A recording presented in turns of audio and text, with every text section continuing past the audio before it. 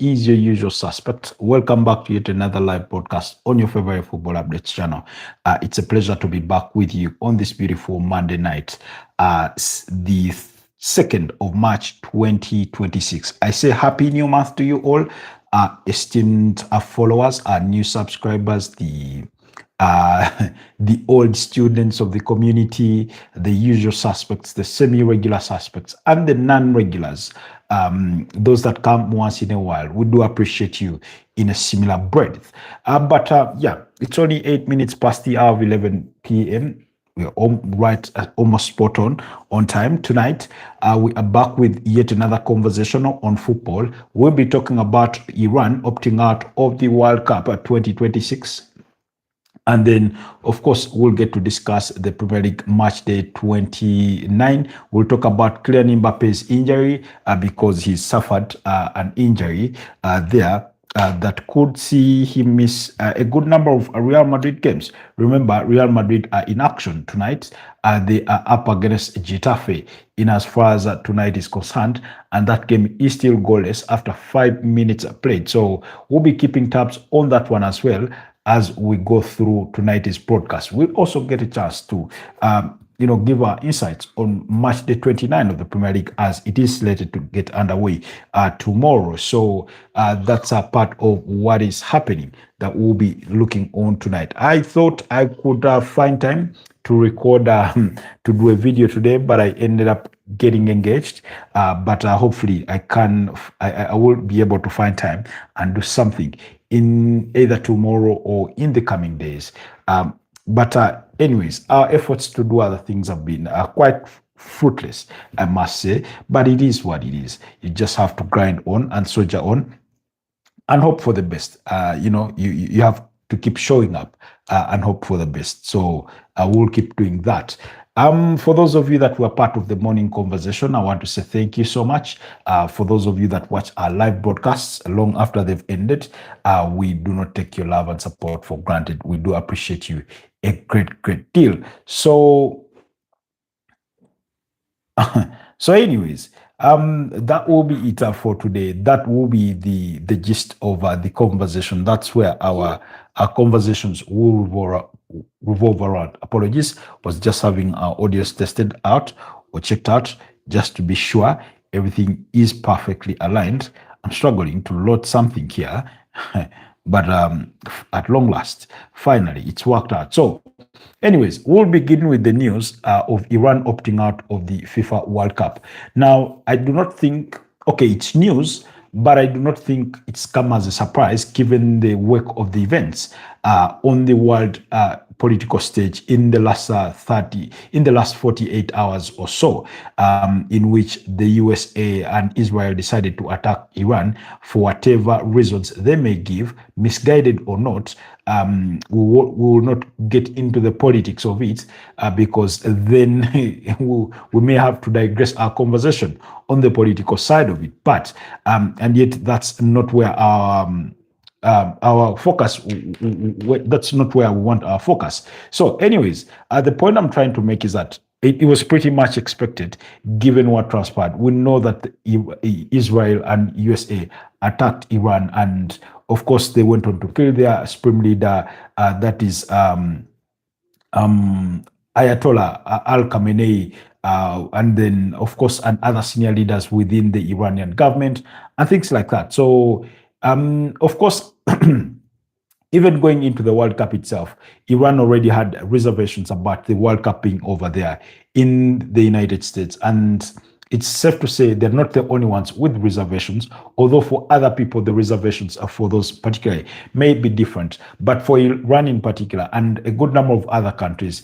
it has everything to do with them being treated as enemy states. And then, the regulations around acquiring a visa. For example, imagine you are an Iranian citizen who was going to be seeking, a US visa to go and watch the Iran national team play at the World Cup. How would have that looked like? I do not know whether you would have been successful or not.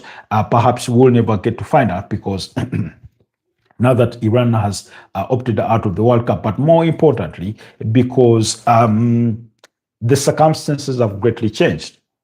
The circumstances have greatly changed.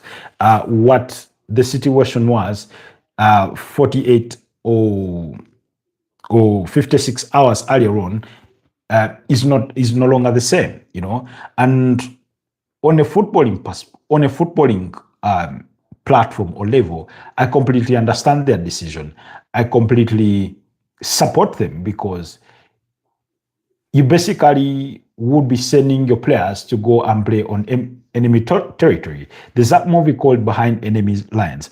I do not know if it's fit for purpose to describe the situation, but it sort of does feel that way, you know. But yeah, Iran were slated to be in Group D.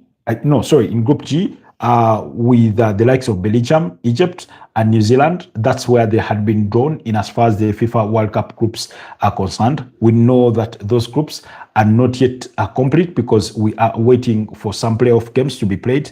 For example, the likes of Italy have to play a game against Northern Ireland and things like that to determine the eventual other teams that will get into those final slots. We know that DRC Congo from the Black Man's continent are into the playoff intercontinental finals, and they will have their date when the time is due. So to see if they can book a slot at this year's World Cup. Now, the World Cup is slated to be played between June and July across 3 countries. That's the United States, Mexico, and Canada. Now, of course, Iran pulled out because of security concerns and the rift that has, happened between the sides. But by extension of it, we know that over about a week ago or so, there was a situation in Mexico where a drug lord was killed by the Mexican government, and in retaliation, his henchmen went and attacked different facilities when it came to government installations, security forces, private businesses, and things like that. So in retaliation of that, FIFA did say that they were aware of the situation in Mexico and they were following on the events and assessing whether and should it be a necessity that the World Cup be then moved. The advantage of it so far, for example, is that you already have 3 host nations. Sorry, 3 host nations, yes. And should one opt out, or should you choose to omit one for security reasons, because the safety of players and those of the fans who enjoy the game is a priority, then clearly you're sort of in safe hands when it comes to the World Cup then moving to the other 2 nations. However, it does also pose a challenge. Why? Because you're talking about an expanded World Cup, the first of its kind in an expanded edition where you're going to have 48 teams. What that basically implies is that you require more stadia, and it's not just about stadia; it's also security and the logistics that revolve around organizing or setting up games of this caliber. So it's quite something to think about. We know that I've read some reports about potentially games of the World Cup being withdrawn from the city, I think, of Boston because of unpaid wages, I think, to casual workers and things like that. But the money for that looked so small that I thought the difference, it's not negligible, but it's an issue that can be ironed out, really, and then you get things going, But in the grand scheme of things, it's not a small thing for FIFA to just say, look here, Canada, look here, USA, we need you to step up in the next 2-3 months and then prepare other venues to accommodate games that were going to be played in Mexico. Of course, for countries the size of the US economy and the size of the Canadian economy, it's not a stretch.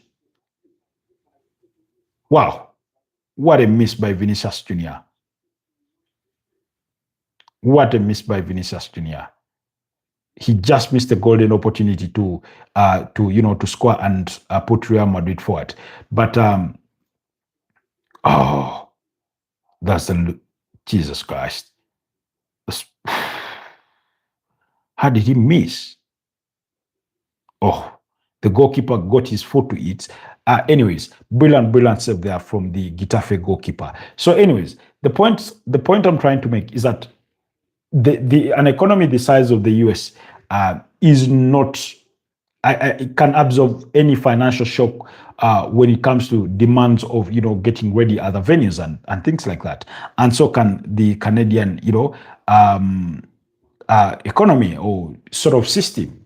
But again, it's going to cost you a bit of disruptions there, especially because we are starting to move into a zone where people actually we started to move into a zone where people are booking hotels and all these accommodation facilities before ahead of hand.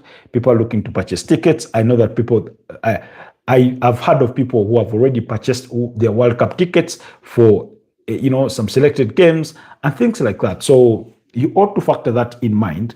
And if push comes to shove, that the security situation in Mexico may not permit a World Cup games to be hosted there, or even if it is to remain within Mexico, and then they have to shift cities, because I think the area where most of the chaos erupted was called Jabeiro or something like that. So essentially, the whole situation has to be assessed, and because usually a host city prepares itself in a particular manner to host games of that caliber, to host events of that caliber at the stage of the World Cup. So if there is a disruption and that you need to move those events to a different city, then trust me, it's going to take a bit of a toll on you logistically when it comes to security, when it comes to facility improvement, earmarked accommodation facilities and things like that, So, hi, John.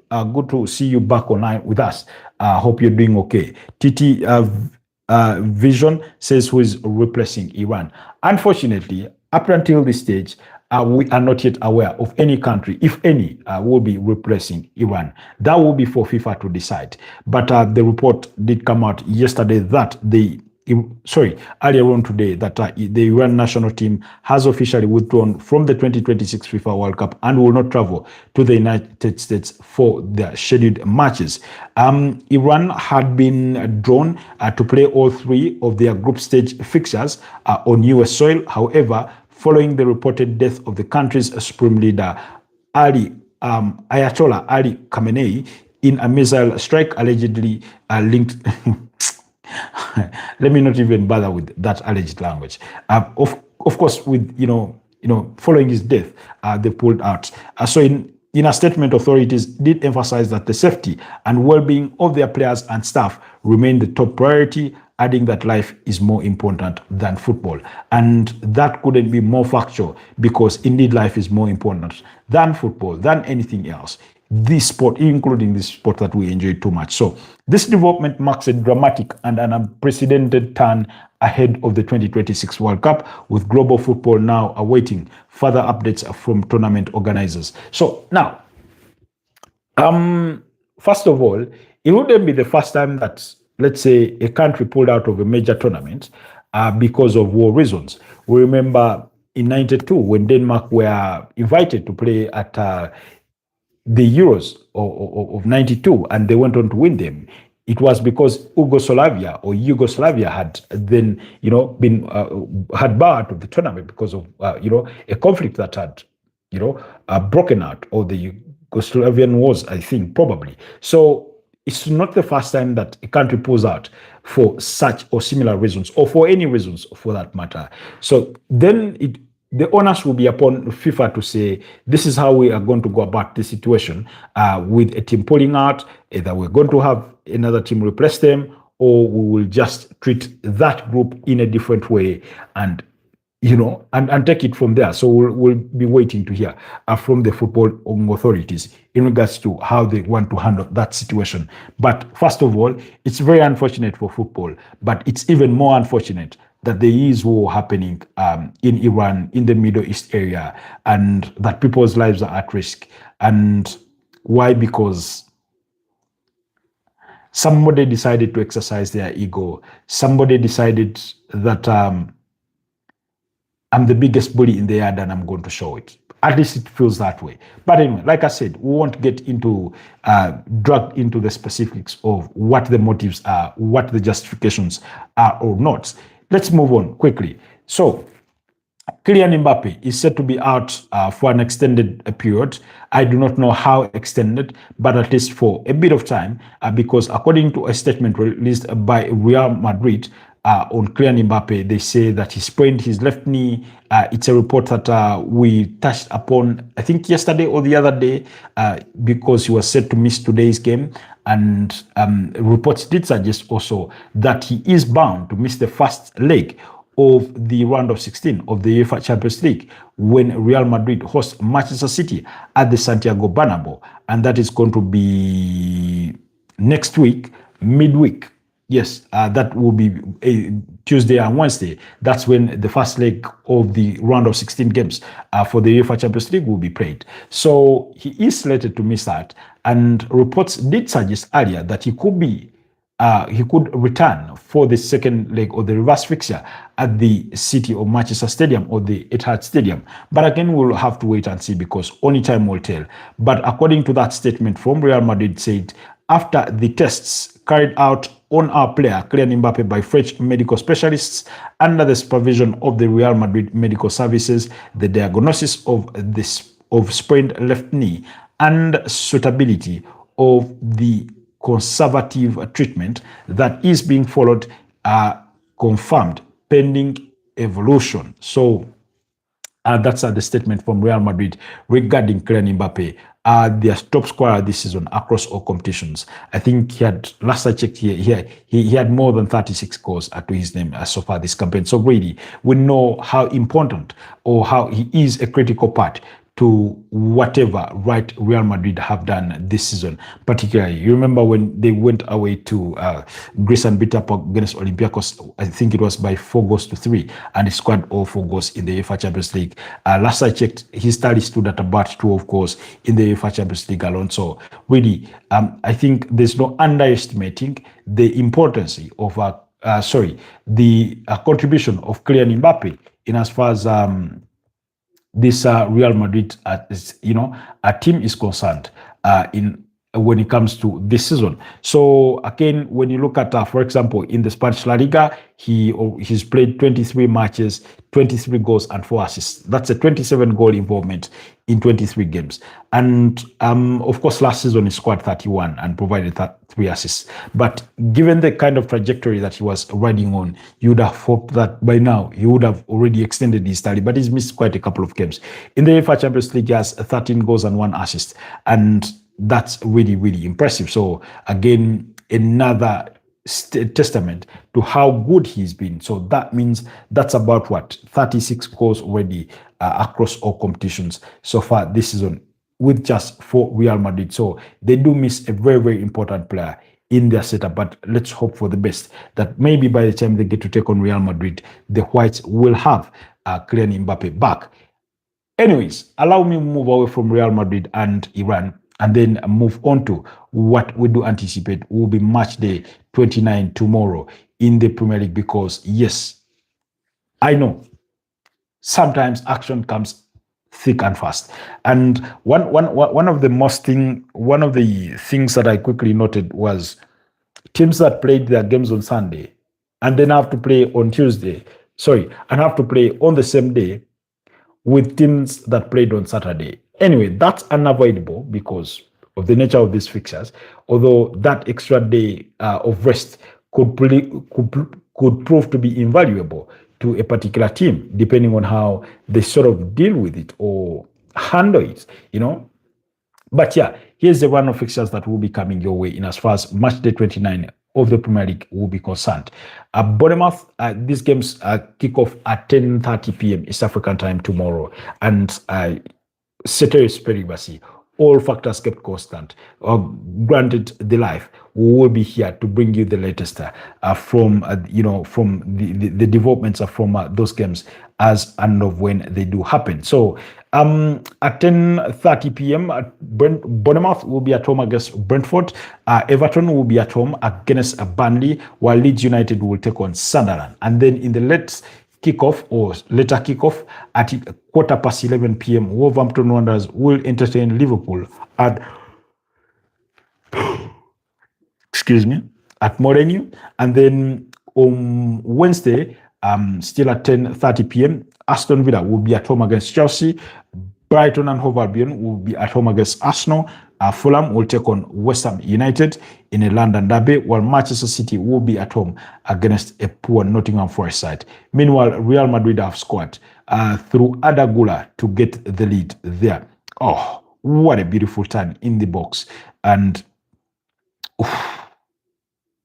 oh, no, it's not a goal. Sorry. It's not a goal. It was a brilliant save, not a goal. Apologies on that. But Adagula with a brilliant turn inside the box. And the Getafe goalkeeper is so far doing tremendously well to keep them in the game. They've done brilliantly well thus far. Anyways, so like I was saying, then in the late kickoff for Wednesday, Newcastle will be at home against Manchester United. And then on Thursday, night football at 11 p.m., Tottenham Hotspur will be taking on Crystal Palace. So that's also another London derby. Now, this run of games come and you do feel for some teams. I do feel, okay, I do not individually feel for Tottenham Hotspur, but you do feel for some of these teams, given the situation or state they are in. You feel for teams like West Ham, who got beat by 5-2 over the weekend against Liverpool, and yet they are fighting relegation, and they come up against the Fulham side, who beat up against Tottenham Hotspur by 2-1 over the weekend. You feel for a team like Newcastle, who seem to have forgotten what it feels like to win a game or Premier League football, especially back to back. They come up against a very unformed Manchester United side who beat them in the first leg by 1-0. You do feel for teams like Nottingham Forest who are fighting relegation, and now after losing 2 games in the Premier League under the charges of Vitor Pereira, he has to take his team away to Manchester City. How do you get through that? And I do not know, for some reason this season. Maybe it's happened. I don't want to say it's not happened, because it's happened to, at least in my observation, largely to Arsenal. But I've not seen teams play that hard ball or defensive ball, very conservative, sit and dig in deep against some of these sides. Because if you're Nottingham Forest, because first of all, Nottingham Forest are 17th. So that means, last I checked, they were about 4 or 5 points above West Ham. Is that for some of these games, yes, you want to win, but play to get a point. Play to get a point, not to get beat. That should be the first principle, because that point could prove to be invaluable. What on God's green earth is Antonio Rudiger doing? Why does he have to kneel on the opponent? And the way he tries to plead his innocence is quite nonsensical. That's a very unsporting character. That's very, very unsporting, because it's not like he sleeps to get his knee on the Getafe player. It's not like he's moving and he slept. He should not be getting away with that.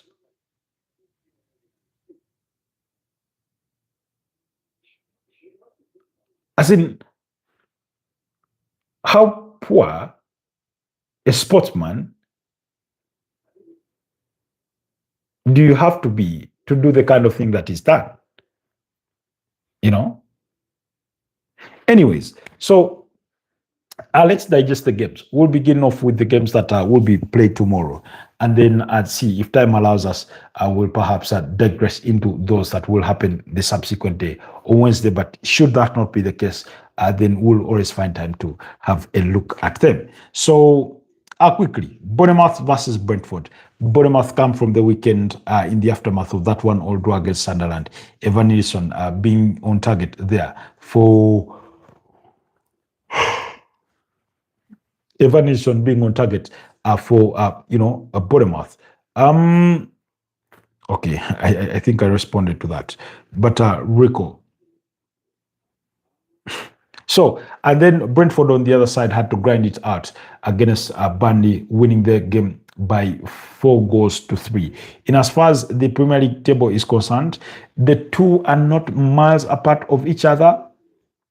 The two are not miles apart of each other, but of course, Brentford are higher in 7th place with 43 points, while Bournemouth are at 39 points. That means that it's 4 points that separate the two sides. And if you're if you're Bournemouth, now is the perfect time to play catch up. You play at home, and you get your direct opponents. In terms of pursuing that higher league table finish. We're talking about a side that beat them by 4 goals to 1 in the first leg. This was on in December, and during that spell when Bournemouth did not know a thing or two about winning games, because it went on for a period of about 2 months without a victory in the Premier League. So they will be looking to bounce back. But also, to be fair, it's a fixture that Brentford have dominated, both home and away. They just know how to beat up against this Bournemouth side. Because when you look at their last 5 Premier League meetings, Brentford have won 4 of those and only drawn 1 in a 2-all draw. So 7 meetings between the two sides. Bournemouth have never beaten up against Brentford. So 2 draws and 5 victories overall for Brentford. So for those of you that hold Bournemouth in high regard, maybe now is the time to rethink your position when it comes to facing Brentford. Sometimes you just have that one opponent, that one team that really has your number, that does a number on you, that regardless of whatever shame or form you may come through in, they're always going to beat you. What do you mean, TT Vision? No one will.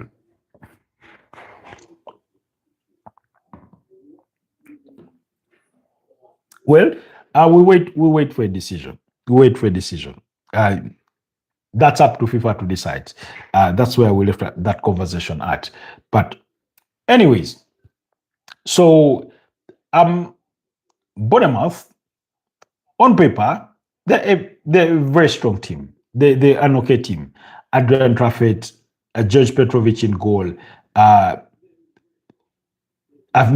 Justin Kluivert has not been the man for me this season, really.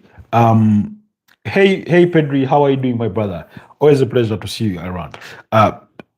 David Brooks, Alex Scott, then Tyler Adams, Ryan, Marcus Tavernier, Croype, very good team. They come up against the Brentford side who Igor Thiago is firing. Did you miss me? Yeah, we did miss you on the channel. We were asking the other day to what was the we're trying to make sense of how the Lewandowski goal stood in your 4-1 victory against Villarreal, even though he looked to be in an offside position, and the way it was explained was sort of a bit half-baked odd to me at the time. So while looking for you, seeking your opinion on that and what perhaps the rules suggested for that.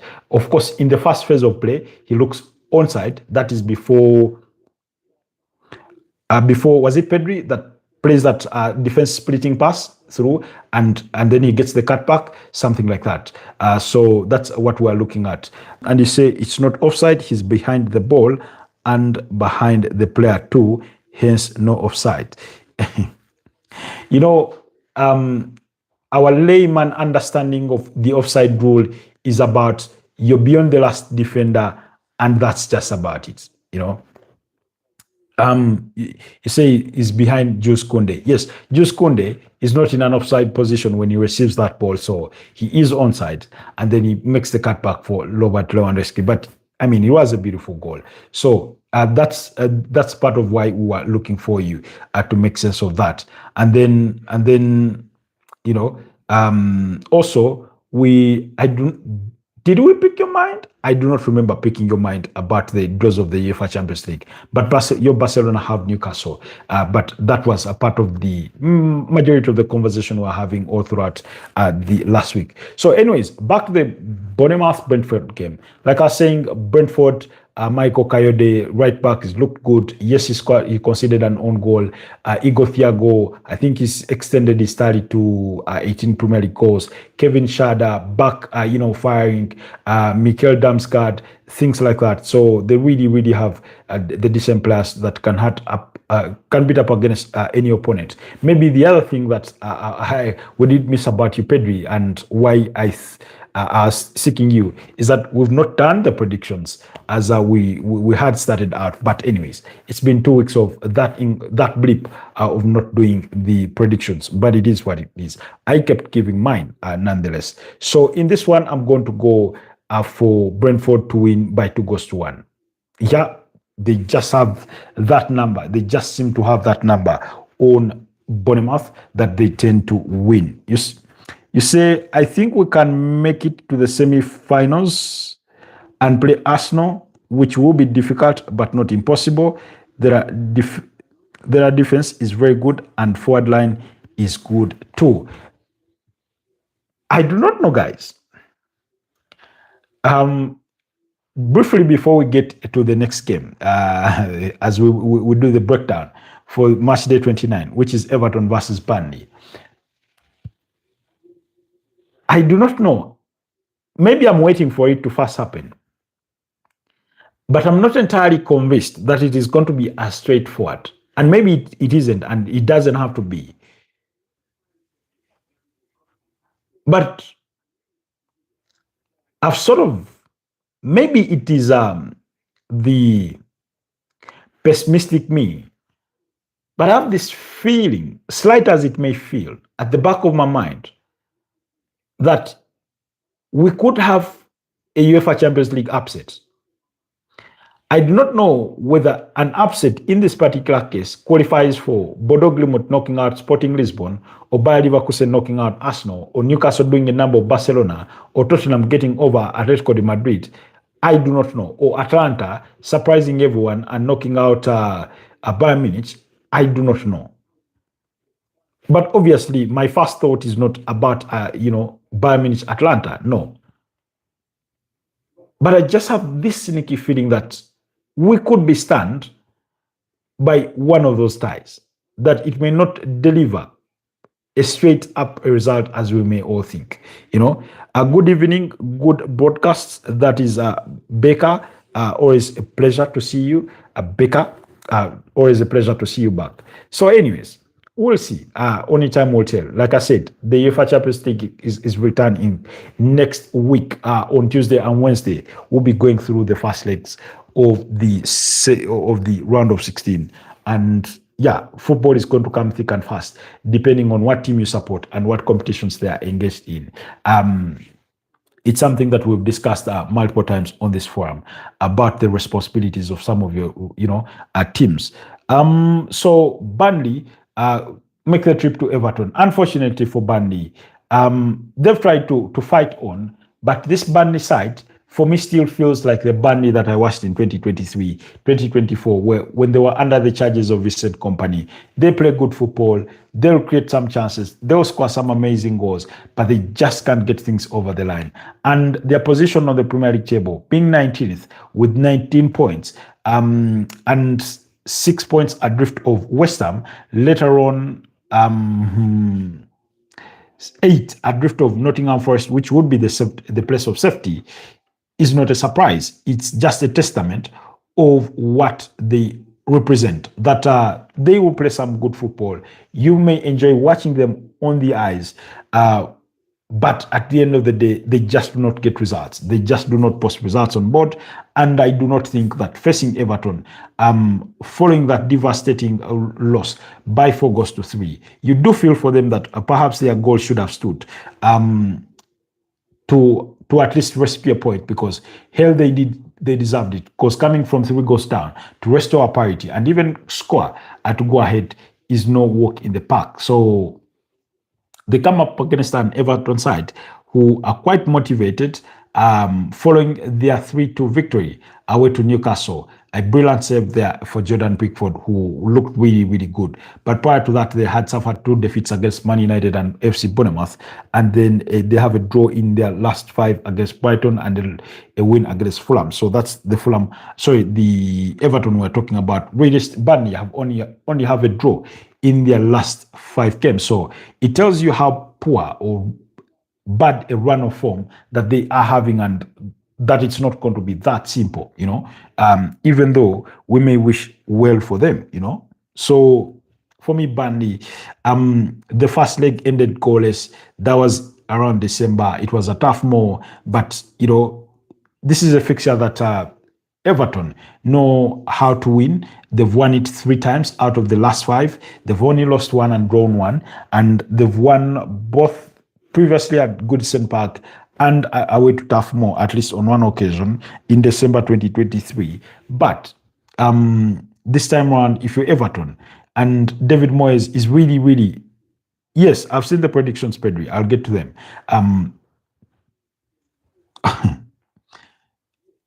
Jesus Christ. How cruel does football have to be? Getafe have the lead against Real Madrid. I mean, this game has been one-way traffic. It was all Real Madrid going the other opposite direction, attacking, creating chances, opportunities, forcing the Getafe goalkeeper into one save after the other. But it's Getafe that get the lead. Really? Anyway, that's sport for you. That's sport for you. So, Everton in their 8th place, they know that a victory there could put them closer to Brentford, depending on how their result could go, their game against FC Bournemouth. And perhaps winning also puts you closer in reach with Chelsea, who are at 45 points. And because we know that Chelsea will play on Wednesday when they take on Aston Villa. But wow, what a beautiful goal. Brilliant strike. You can't argue with that. And there's no way Thibaut Courtois is getting that. Beautiful strike. So, on the other side, Everton, of course, they've had sort of their blip in form. I think they've missed Jack Grealish, Keenan Drisbury Hall, tries to try to inspire that team to victory. We saw Dwight McNeil return. James Garner, Idris Gana Gray, Ilman Ndiaye, maybe the Thony Barry, Beto will be there to motivate this, Everton side to another victory. So I'll go for Everton to win that game by 2-0. Pedri says Bournemouth 2, Brentford 2, Everton 1, Burnley 1, Leeds versus Sunderland is gone for goalless draw. Liverpool to win away by 3-0 against Wolves. Aston Villa to beat Chelsea 2-1. Brighton to lose to Arsenal by 2-0. Fulham to beat West Ham by 2-1. And then Man City to put 3 past Nottingham Forest. Newcastle to lose 3-1 to Man United, while Crystal Palace will win 1-0 against Tottenham Hotspur. Those are his predictions. Good luck, mate, on those predictions, but you do make some bold and interesting predictions there, must I commend. So for me, I'll go with a 2-0 victory for Everton against Burnley. Leeds Sunderland, it is the kind of game that is capable of producing a draw. Leeds have now lost 3 games ever since them losing to Man City away at the City of Manchester Stadium or the Etihad Stadium. They've lost to Man City over the weekend, 1-0. They lost to Newcastle and Arsenal, but they've posted a good chunk of draws in their work trying to pursue safety. But this is the kind of fixture. It's a fixture that ended in a 1-1 draw in the first leg. And then it's a fixture that both sides have won before, although Leeds have won it more. And the ambitions this time around, it is going to come down to who will be more hungry, who will want it the most. In other words, Leeds want it, Sunderland want it, all fighting against relegation. But Sunderland are a bit of in a safe zone. They know if they win that game, it takes them to 40 points, and then essentially they are safe. For Leeds, of course, they need to win because whereas they are ahead of Tottenham, Tottenham just need one win to leapfrog them, and then suddenly they drop into 16th place, and it won't be looking pretty. So Leeds will know that this is a must-win against a Sunderland side who have been struggling and who have struggled a lot away from home this season. When you look at the last 5, Leeds have lost 2 against Arsenal and Man City, which was last weekend. Then they beat up against Nottingham Forest by 3-1, 2 draws against Everton and Chelsea, while on the other side, Sunderland have not been in a good run of form. They've won 1 out of the last 5, beating Burnley by 3-0, lost to Liverpool, lost to Fulham, lost to Arsenal, and drew 1-1 against FC Bournemouth. The final decision hasn't taken place yet.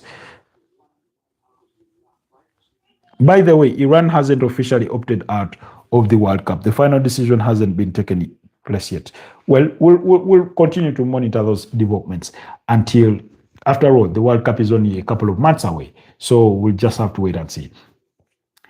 I don't know. I want to be bold and say Leeds will win this game by 2-1. Yes, Sunderland did not look bad away to FC Bournemouth. They did welcome back the return of the star man in Granit Xhaka, very, very integral to what they do in midfield, carrying on the instructions of Regis Libris with the team onto the pitch, playing alongside Noah Sadiki, Chamsda Telarbi, Diarra, Mayenda, Enzo Lifi. So they're quite a good team. But also Leeds on the other side, players like Ampadu, Jayden Bogo, Dominic Calvert-Lewin, they must, and against Man City, it's not because they did not create chances. They're just not clinical with their chances. I think they had about 2 or 3. They had 2 shots on target, but they were not clinical, particularly in the first half with their chances. But you thought if they had been clinical, maybe we would be discussing a different result at the end of that game, which they finished with a manless following a red card in that one. But Goodmanson, James Justin, no, is he called James Justin? Yes, James Justin, Anthony Starch, those kinds of players. I'm going to go with a leap of faith and say Leeds will win this fixture by 2-1. Yes, that's my prediction for Leeds versus Sunderland. It's a home game at Elland Road for Leeds, and I'm going to back them to win. Wolverhampton Wanderers versus Liverpool. Well, the game comes at a peculiar moment where Wolves have registered some stunning results, really. In the wake of losing games to Chelsea by 3-1, losing to Crystal Palace by 1-0. In between that, they had the 2-2 draw against Arsenal. Not many had seen that coming. Then the goalless draw against Nottingham Forest. Maybe you would have seen that one coming, but nobody saw the 2-0 victory against Aston Villa coming, really. I thought that was a very, very interesting result. I said, if anything, Wolves still have a chance to survive relegation, even though for me the writing is on the wall that they will be relegated. I do not have faith in them, but mathematically they still have a chance if they can go on a winning streak and win all their remaining 9 matches. That's all they need to do to have the imagination that they could survive relegation. They come up against a Liverpool team who have picked up form at the right point or at the right stage of the season when they are pursuing for that top 4 finish, because we're talking about a team that has only lost 1 game in their last 5 and won the other 4, beating Newcastle, beating Sunderland, Nottingham Forest, and West Ham, losing only to Man City. So that's the Liverpool side that we are talking about. There is a feel of motivation in this team. They have won their last 3 consecutive games, and you you come up against Wolverhampton Wanderers, who are equally motivated following their last result. If anything, that's the kind of result that Wolves have needed literally the entire season. It was only their second win of the season. Their first coming against West Ham by 3-0, and now they beat up against Aston Villa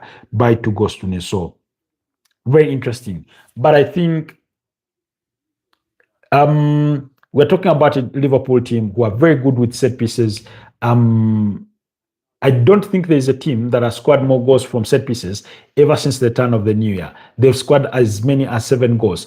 In fact, all 3 goals for Liverpool in the first half against West Ham came as a result of set pieces. So they're really, really strong with Virgil van Dijk, Ibrahim Konate, Hugo Ekitike, Grant Gravenberch. Those towering players are really in the box, can cause you lots of problems. Didn't they draw against Arsenal 2-2 after going 2-0 down? Yes, Wolves did draw that.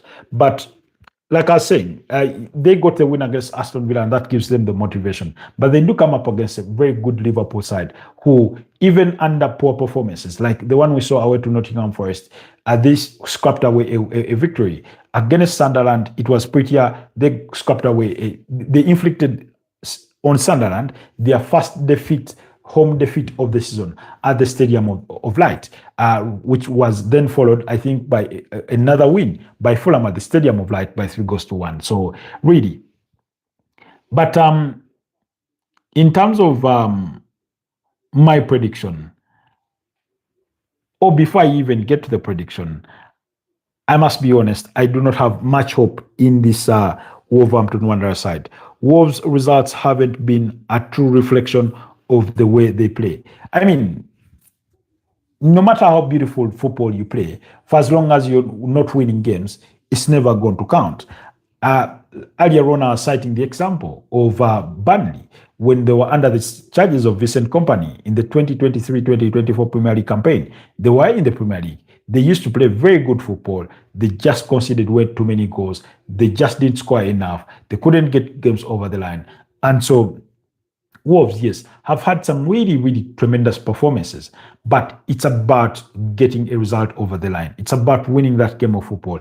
It's about picking a point where you need to pick it the most and things like that. And for the large part of the season, they've not done that. We're talking about a team that went through the entire first half of the season without a single win. We're talking about a team who, after 29 games played, because this is going to be their 30th game, I think, yes, it's going to be their 30th game of the season, having played a game more. They, with Arsenal, are more than any other team, is that you only have 2 wins.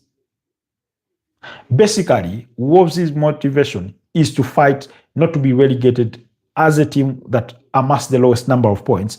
When you go back in the days, as Derby County did, it was either 15 or 19. They've lost 20 already. Exactly. So things are really not on their side. And then we're talking about a team in Liverpool that they have not beaten up against in the last 5 meetings. When you look at 23 fixtures played across both teams, is that Wolves have only 2 wins. There's only been 2 draws, so it's not a game that produces so many draws, nor does it produce so many losses for Liverpool.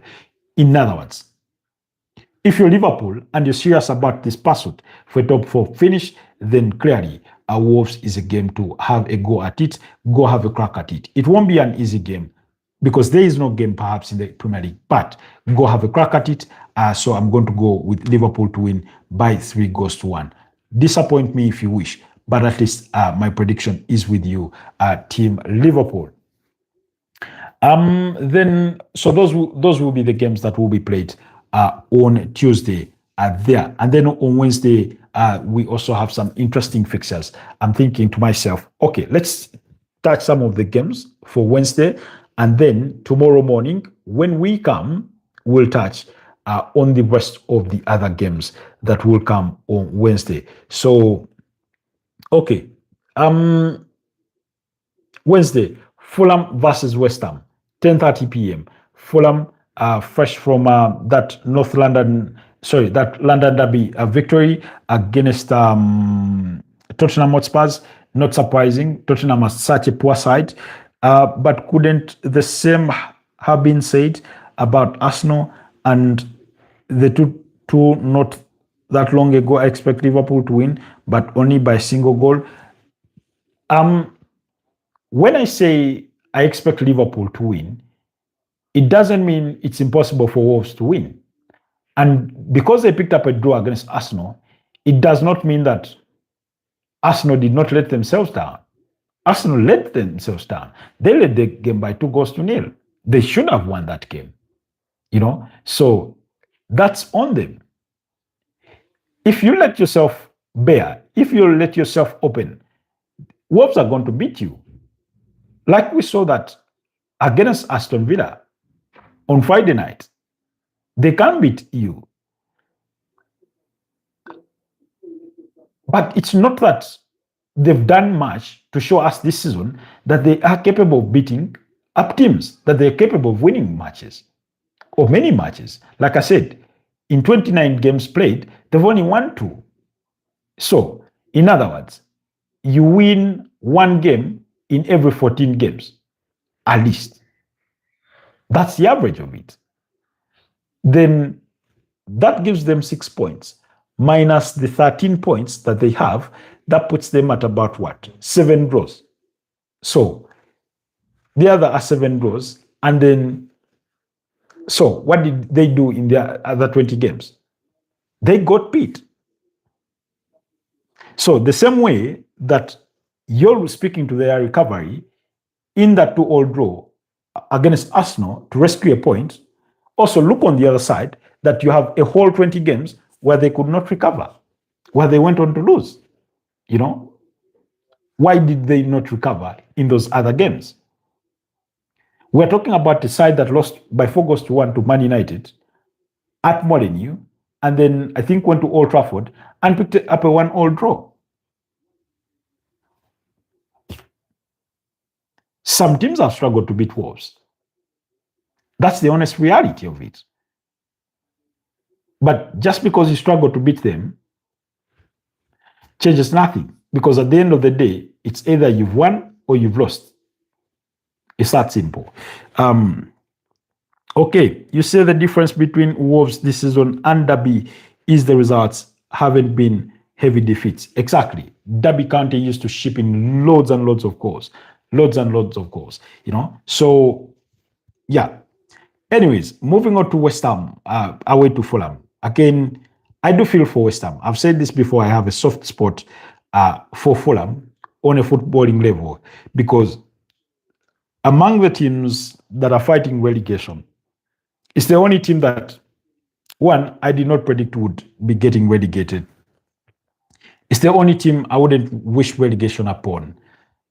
I don't know. Even though, it's basically just that. And they've lost 2 of their last 5, losing to Chelsea and obviously Liverpool, 2 draws against United and Bournemouth, and then a win against Burnley. But if you're West Ham and you're fighting relegation, you cannot only wait to beat up against your relegation opponents only, That can be it. There has to be more. They come up against the Fulham side who are fresh from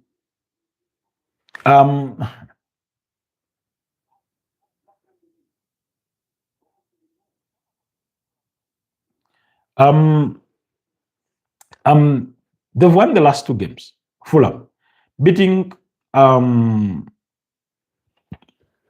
Tottenham and Sunderland 2-1, 3-1, and then losing the other 3 to Everton, losing to Man City, losing to Man United. Fulham is one of those teams that this season have been sort of unconvincing. Their results have come in such a manner that they've never gone on a consistent run of results, and you felt that, yeah, Fulham have picked up the fire. You've never felt that about them. And I do not think we're going to start feeling that about them at the tail end of the season. Fortunately for them, they come up against West Ham. Sometimes I look at West Ham and I look down to Nuno Espirito Santo, who I wish well for, and wonder, how does he even motivate this team? Because sometimes they are so horrendous, especially with their defending. And you think to yourself, really, you're this poor? In all honesty, West Ham deserve to be where they are on the Premier League table. That's for sure. Even though you've had some highlight performances from the likes of Matthias Fernandes, Somerville, Aaron Wan-Bissaka, Thomas Soucek on a few selected occasions, Gerard Bowen has been far from the Gerard Bowen we saw a couple of seasons ago. Some of those performances have been lacking. They've sort of had to chop and change their goalkeepers. Today it's Alfonso Areola. He gets a run of bad games, and then tomorrow it's Mads Hermansen and things like that. It's just poor. Fulham on the other side, Iwobi and Harry Wilson did score over the weekend. I think it was Kevin Tete who equally nearly scored in that one. Raul Jimenez, team that is capable of, causing you a bit of havoc should the need be. Their first 11 is good, but usually it's their squad depth. Emily Smith-Rowe is not sort of lit up. Craven Cottage. Samuel Chukwueze. I don't know why I'm calling him Canary Chukwuemeka, why I'm confusing the two. But Samuel Chukwueze has not been, that guy and things like that. But this is a game that Fulham know how to win. They've won it thrice over the last 5 meetings. There's only been 1 draw and 1 victory for West Ham. And in 31 meetings, West Ham have won it the most with 17 times compared to 7 times for Fulham and 7 draws. But you can see that out of those 7 wins for Fulham, they've come in the last 5. That tells you that Fulham have had the recent dominancy. They did win the first leg by 1-0. Fulham are at home. I mean, this is a chance for them to win this game. Anything can happen, but I'm going to go with Fulham to win by 2-1. Yeah, I'm giving Fulham the win there to win by 2-1 on the day. That's on Wednesday. Then what other games should we look at for Wednesday? Because I want us to, tomorrow morning, that when we come, we have sufficient time to look at Aston Villa versus Chelsea, Arsenal to Brighton and Hove Albion, Newcastle versus Manchester United. Okay, the other game. Let's have, look at Man City last. Man City played Nottingham Forest. I mean, the writing is on the wall. Before I even go into what I should expect to be on the pitch, Nottingham Forest are going to get whooped. Yeah, Man City are going to beat up against this Nottingham Forest side. I have zero hope, faith, belief, conviction, whatever, name it, that Nottingham Forest can even pick up a point against Man City. Over the last 5 meetings, Nottingham Forest have only won once, and that was at the City Stadium.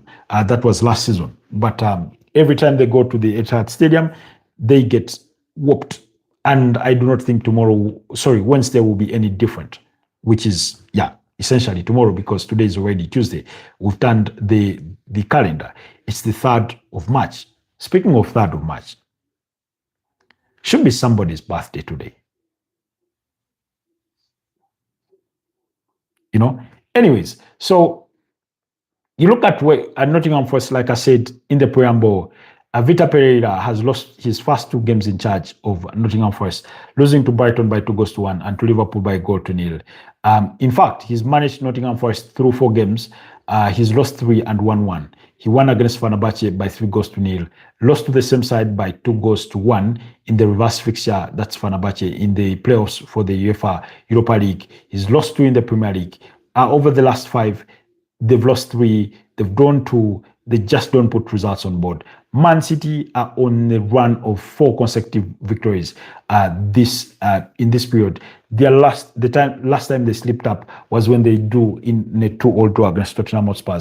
Since then, they've beaten up against Liverpool, they've blown away Fulham, they've beaten up against Newcastle, they grounded it against Leeds. It may have not been pretty, but it was still a win nevertheless. So really, they know what they need to do. They know the kind of phase they are in the season. That it matters less how you win, but more that you win. That the ends justifies the means. That will be the case. And then for the first time, at least in the last 2 match days, Man City are going to play at the same time as Arsenal play, as opposed to them playing first and then Arsenal have to play later. So whereas it may not mean much, it means a significant lot when it comes to piling pressure on your Premier League title rival or opponent. So Man City will know that one too well. So without even going into what we should expect in the specifics of